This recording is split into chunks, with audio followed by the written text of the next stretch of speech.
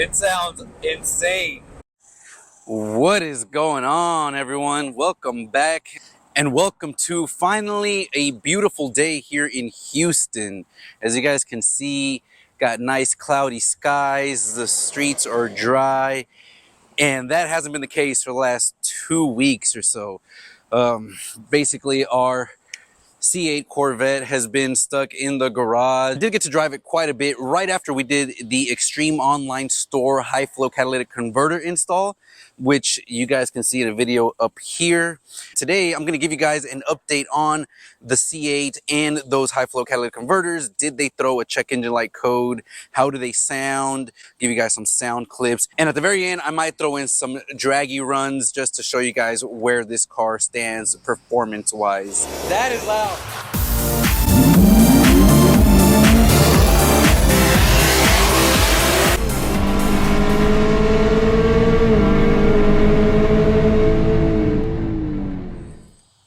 But anyways, guys, before we jump into all of that, I want to give a huge shout out and thank you to each and every one of you guys that subscribe and that follow me along my car hobby journeys. I really appreciate it. We are over 7,500 people now, and granted, everyone probably joined early on with the Camaro stuff. In life, you don't ever want to just stay complacent, and you want to keep trying to level up every single time. And for me, that means getting into things like this C8 mid-engine Corvette.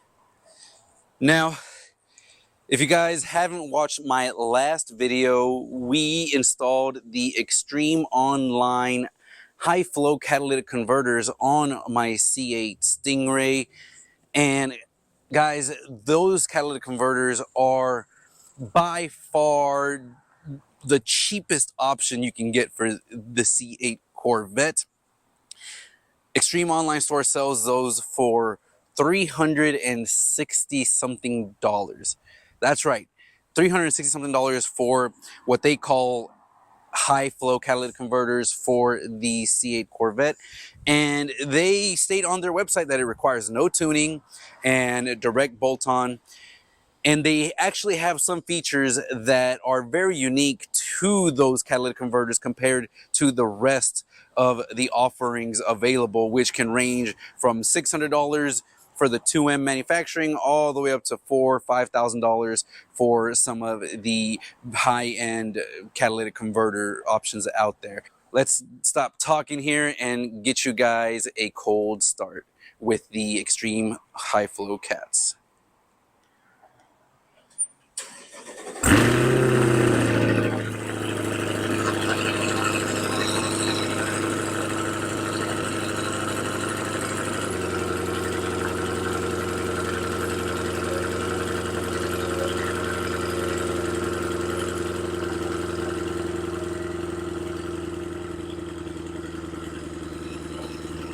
As you guys can tell, maybe through the sound, it's kind of leveled down now, but this thing has a much deeper, throatier sound at idle.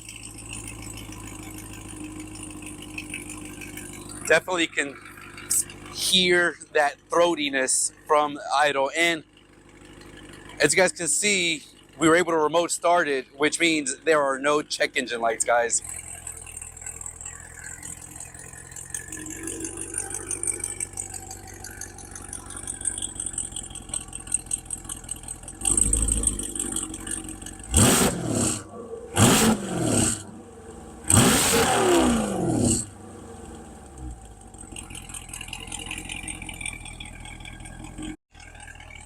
There you have it. Man, this thing sounds so good, guys.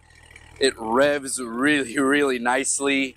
And honestly, I love the way this came out. And I've put about 150, almost 200 miles on this thing, almost a full tank of gas. So I've gotten to drive this thing quite a bit. And as you can see, no check engine lights whatsoever on our C8 Corvette with those extreme high flow cats. And honestly, gotta say I'm very surprised of that, because if you guys saw my last video, I mean, I'll post some pictures of what the inside of these high flow cats looks like, and it's basically almost like a bullet muffler. It is basically a straight through pipe with perforations that allows the air to kind of channel out, and then you have an extension for the O2 sensor that is gonna give it that gap, I guess. My assumption is in between the bubble of the straight pipe and the actual cat, there is catalytic material that is flowing through those small little perforations, and so by the time the air gets to the O2 sensor, it is perfectly the right parameter for working O2s. But as you guys can see, I mean, it is right there working properly, no check engine light, and check out the sound.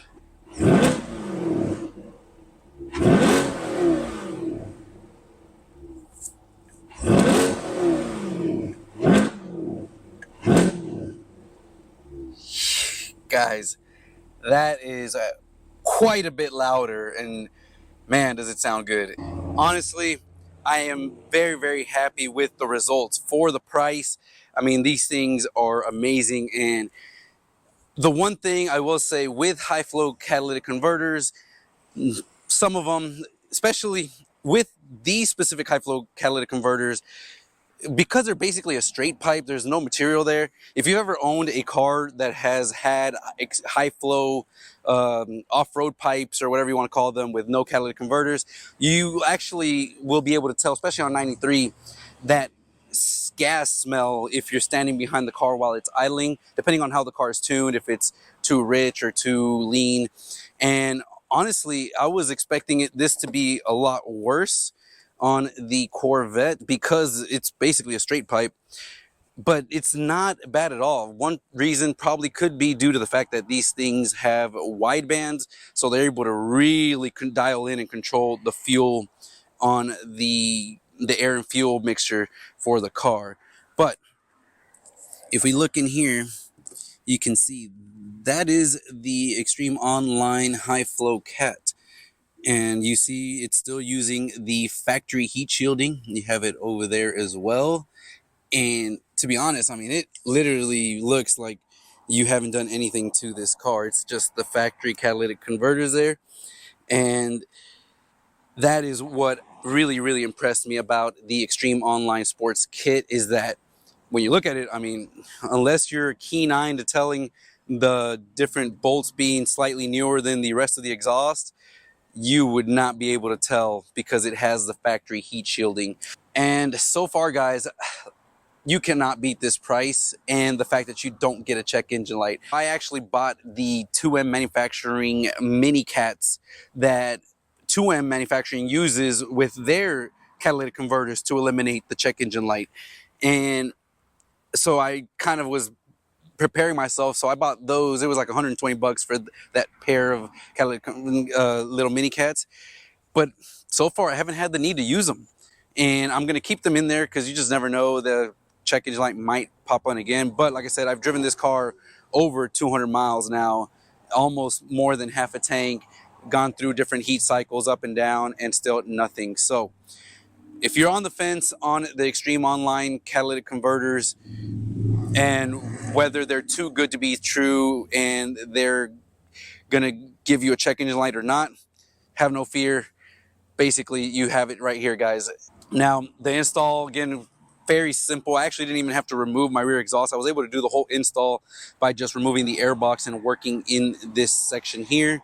So that makes it a lot easier for people that are wanting and maybe concerned about doing the install themselves. You really don't need a lift or anything like that. You can do this yourself at home with just, you know, the proper extensions and tools.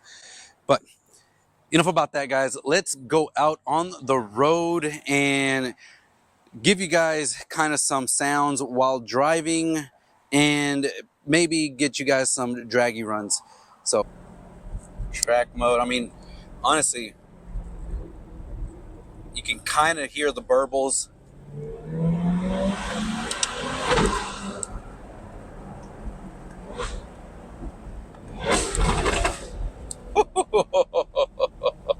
You can hear the pops on that.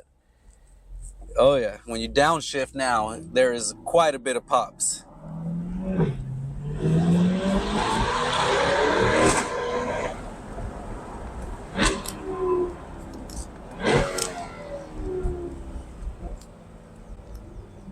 Sounds amazing.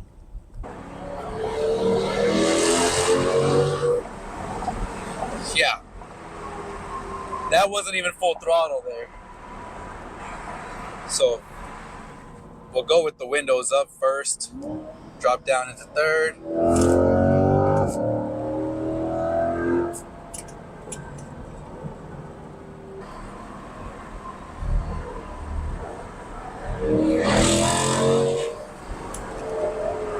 There's this window right about 5 to 5,500 RPM where it really resonates and sounds amazing.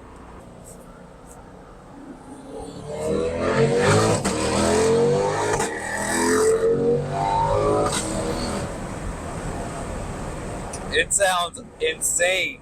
All right, so we've got the Draggy running here, just recording times.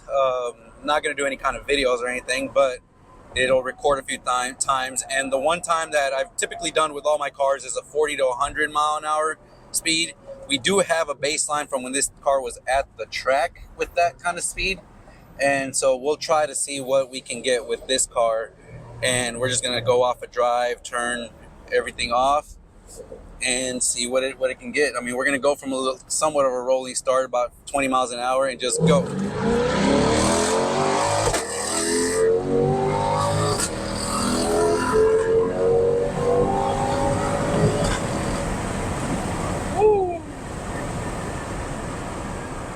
Very nice. I mean, and like I said, guys, you can't, that sound is insane. Now, there, it said 40 to 100 in 5.92 seconds. We'll try it one more time and see what we can get. Again, we're in track mode. We've got performance traction, dry, everything ESC off. So it should be whatever the car lets it do. And we'll see how that runs. But we'll do a couple more times. And then we will go back and compare that to the 40 to 100 that this car ran when it ran the 11.1 second pass at the track.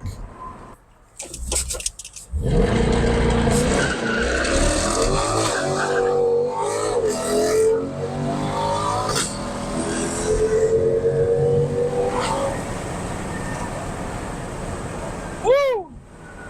Well, tried doing the launch control and everything completely off race. It spun like crazy. So let's see what we have.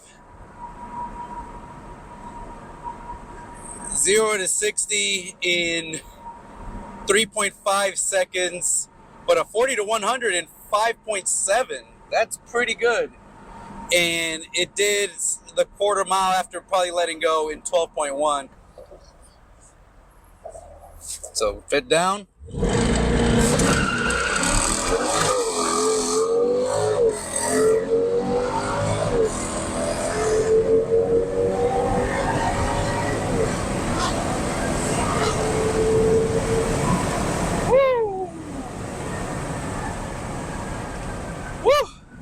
That was pretty awesome. Car ran really good. And let's see, even better 40 to 100, 5.6 now. Did the quarter mile 11.7 at 121.5.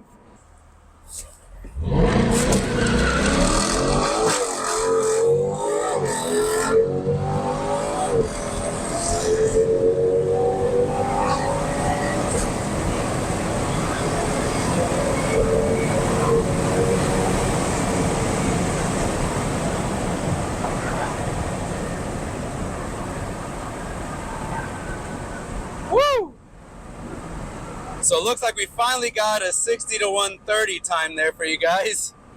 And it is not pretty. This thing did a 10.2 seconds 60 to 130. I mean, it's an NA car. It is what it is. But another 5.68, 40 to 100, and a quarter mile 11.7. So right now, quarter tank of gas on the street with these street tires. I mean, the car just is not got any prep whatsoever, spinning crazy. 0 to 60, 3.8 seconds, 0 to 60. Yeah, we'll go back and show you guys these draggy numbers. But the car feels great, runs good, sounds amazing. Obviously, if you want to run better times, you're going to need some kind of traction, drag radials or something. But overall, I'm very impressed, and we'll go back and show you guys some of these numbers and compare them to that track run when we get back home. Well, looks like I spoke too soon. We have the check engine light. Alrighty guys, there you have it, right along with this amazing C8 Corvette. And man, this thing is insane. And right now what we'll do is show you guys the draggy times. Of course, I don't have too much data from the draggy on this car, but like I mentioned, we did go to the track. So as you guys can see here, and I'll post this picture on the screen, but bone stock, this car at the track did a 40 to 100 miles in 5.92 seconds. That was when it did its 11-1 run. And then 6.32 seconds, that's different time when I didn't use launch control. So using launch control really does get this car up and going and accelerating much, much faster. So with launch control, it was 5.92 seconds at the track in a nice cooler day. Now today, we basically matched that 5.92 seconds, just going off of a rolling without doing launch control, without doing anything like that, and got the same 5.92 seconds as it would have if we would have stopped and done launch control. Once we started doing launch control, we were able to hit 5.7 and then two back-to-back 5.63 and 5.68. So it actually got quite a bit faster from 5.9 to 5.6. That's about 0.3 of a second faster, 40 to 100 miles an hour, which is pretty impressive, I gotta say, for this car and just those high flow cats. They definitely are getting this car to breathe a lot healthier. And I think that is probably one of the reasons why we see that check engine light. So let's go get the laptop, get our HV tuners, plug it in, and see what exactly that check engine light is. And then once we confirm it's the catalytic converter codes, we're just gonna go ahead and clear it and enjoy the car as is. Like I said, we've got the mini cats available to put if it becomes a bigger issue where it's turning on every other time I drive the car. We got the laptop hooked up, and you can see there we've got P420 catalyst system efficiency below threshold on bank 1. It's pending, current, and of course permanent. And obviously we've got a confirmed emissions DCT. And so what we're going to do now is just go ahead and clear this code. So basically what it said was, hey, the catalytic converter is not functioning at the level that it should be. And that's probably because of all those back-to-back wide open throttle pulls that we were doing with this thing. So let's go ahead and clear the codes, and we'll turn the car on, let it idle and run, and see if the check engine light comes back on right away. Let's go ahead and turn the car on. And as you guys can see, we've cleared the code. No more check engine light. And so that should be pretty good. I mean, I was surprised it took that much. I mean, I have given it these kinds of revs, and even with all those revs and just driving over 100 miles, 150, 200 miles, never got the check engine light. But of course, it wasn't until we went completely wide open throttle that the check engine light came on in the car. So I feel as long as we don't drive the car ultra aggressively in terms of basically doing quarter-mile hits, we can still go wide open throttle and floor it for a little bit. But I think once you drive it at wide open throttle for an extended period of time, at least over 1/8 mile or quarter mile, then we're going to see that check engine light, which is pretty impressive that it requires that much for that to happen, for you to even get the check engine light with those catalytic converters, considering the way they are. Now, potentially we could easily eliminate having to worry about that even at wide open throttle with the install of the O2 mini cats from 2M Fabrication, which will basically give you another extra set of little catalyst material that will probably eliminate that 100%. And then you would never have to worry about it. Go wide open throttle all you want. And those are only 120 bucks shipped. Very impressed with the Extreme Online high flow catalytic converters. It took 3 back-to-back, basically quarter-mile wide open throttle pulls for this car to finally trigger a check engine light for the high flow cats. Now, for the price, I think that's pretty damn impressive. Again, we do have the 2M Fabrications mini cats that we can install and should basically eliminate the need of worrying about going wide open throttle at quarter miles if you're going to the drag strip or anything like that.